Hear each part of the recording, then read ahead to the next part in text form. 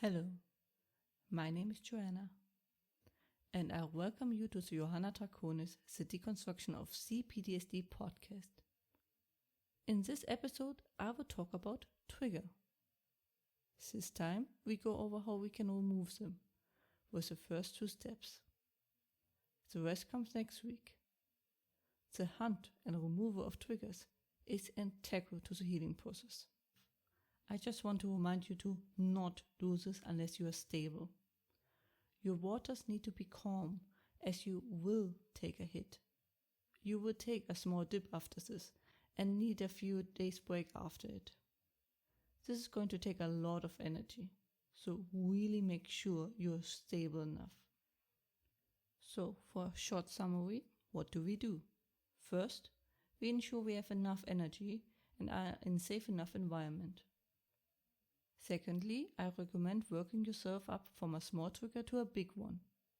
But if you're not used to it, the small ones are hard to find, as they don't cause such a strong reaction.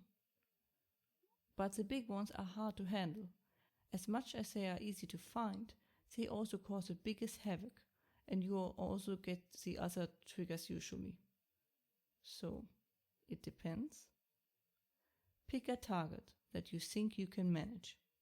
With time, you will be able to spot them easily. And then move from there. Thirdly, we follow the trigger's trail and push right into the heart of it. This is really kind of a rabbit hole and not always easy to navigate. But I will try to do my best to give pointers. Fourthly, we resolve the core of that trigger. In this way, remove it. I assume this is a step most people have issues with. That's why I want to do the step with several examples. And the final step is to make sure the trigger is truly gone and not just dormant. This is the most common mistake people make. Thinking the PTSD or trigger is gone, but it's just dormant. Which then leads for it to return in full swing weeks, months, years, or decades later, by quietly leaching off energy. The problem with most triggers are that they are invisible, similar to a hidden trap, until you stepped into it. Then it's too late. And unlike a real trap, you can figure a way out of it. The trigger is invisible, a non-visible enemy, so our fight or flight response just makes us freeze or have a reaction.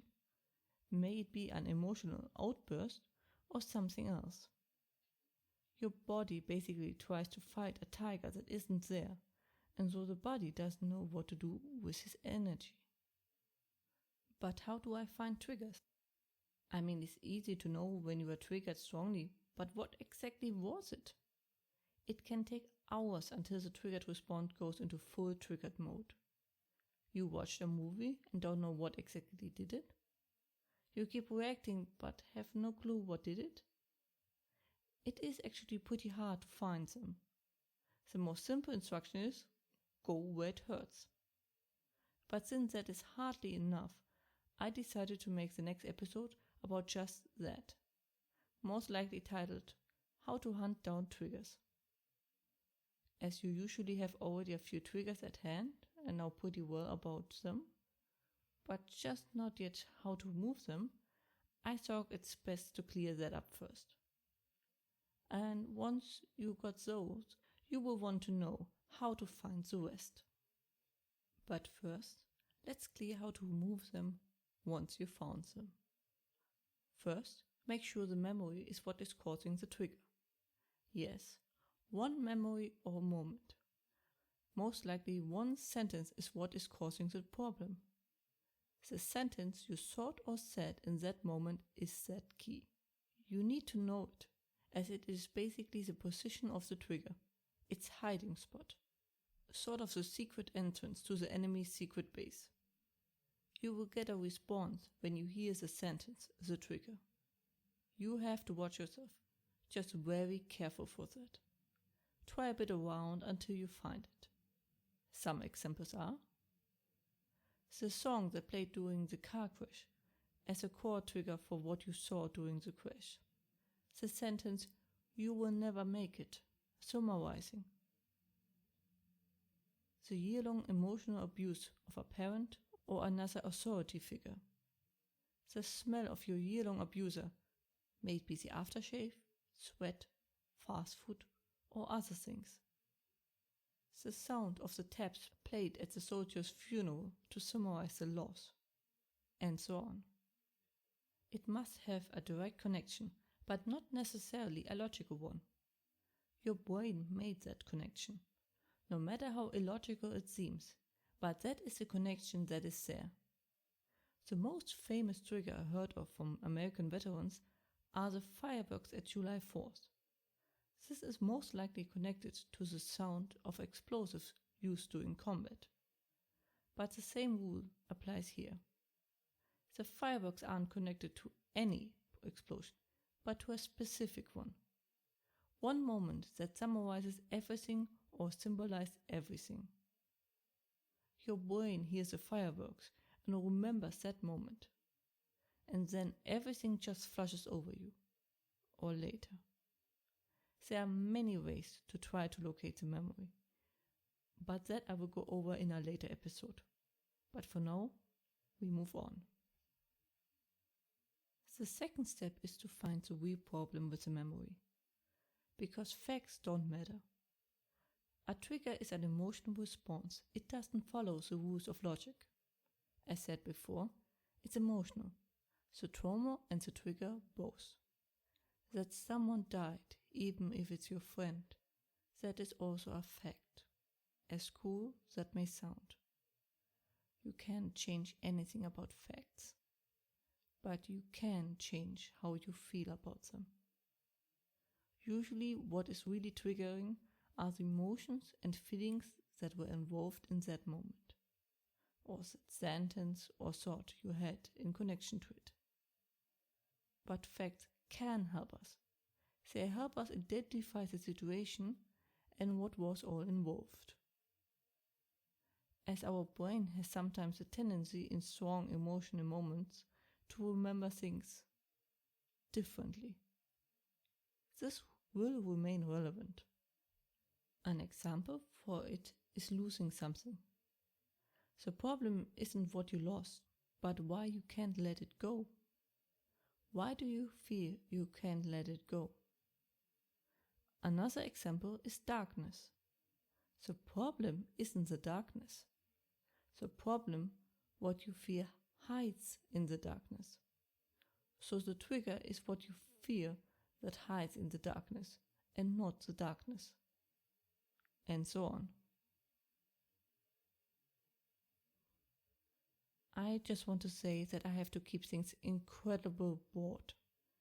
This is so that most people can use it, but it is not as helpful for a specific case. I can help better if I know more details or if it's about more specific cases. I just try to grab as much of it as I can to reach as many as possible. I plan to go into different types of abuse, situations, etc. later on to give more specific help. But it is still better if I get a question or a specific scenario. And that is where I have to split it. I am sorry, but this episode got way too long, and I am in no position to make an episode that long at the moment. Nor, to be honest, would I have otherwise. I just completely underestimated how long this episode would end up being. I mean, I could have cut examples and shortened it, but I feel like that wouldn't have sufficed. So I rather split it. This episode turning into the longest, and that is not really a good thing. And then there is the move of last week, which was chaotic, if you put it mildly.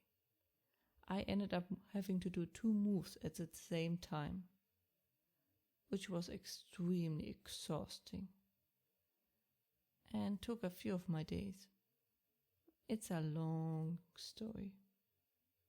My autism is killing me at the moment. New surroundings, new routine, no familiar person around. A lot I have to decide, and I have to set up my flat on the side too. It is manageable, and it will be no big deal relatively soon, but autism really doesn't like moving. Or change at all, to be fair. But we get there. I am sorry for the inconveniences along the way. That was it for today's episode. I hope it helped you. If not, please tell me so.